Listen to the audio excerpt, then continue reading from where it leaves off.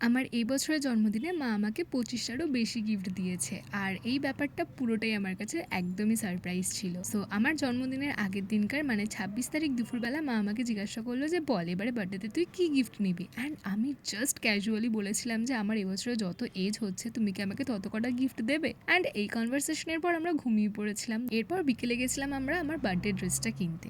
Dress কেনা complete হয়ে যাওয়ার পর শুরু হলো একটার পর একটা গিফট কেনা। অ্যান্ড আমি তো জাস্ট শকড হয়ে গেছিলাম। আমি বললাম যে কি মানে তোমরা সত্যি আমাকে এত কটা গিফট দেবে? অ্যান্ড মা আমাকে প্রচুর কিছু কিনে দিয়েছিল, প্লাস একটা পেস্ট্রিও কিনে দিয়েছিল রাত ১২টার সময় কাটার জন্য। আর তারপরে আমরা গেছিলাম মন্দিরে, গিয়ে দেখি যে মার পুজো হচ্ছে। আর পয়লা বৈশাখে মার জন্য যে নতুন শাড়িটা কিনেছিলাম সেটা আজকে মাকে পরানো হয়েছে, কারণ কালকে অমাবস্যা প্লাস আমার বার্থডে, সেই জন্য। এরপর বাড়ি এসে রাত ১২টার সময় আমরা বার্থডে সেলিব্রেট করলাম। আর মা আমাকে এবারে কী কী গিফট দিয়েছে সেগুলো তোমরা দেখতে পাবে ফুল ব্লগে, যেটা অলরেডি চ্যানেলে আপলোড হয়ে গেছে।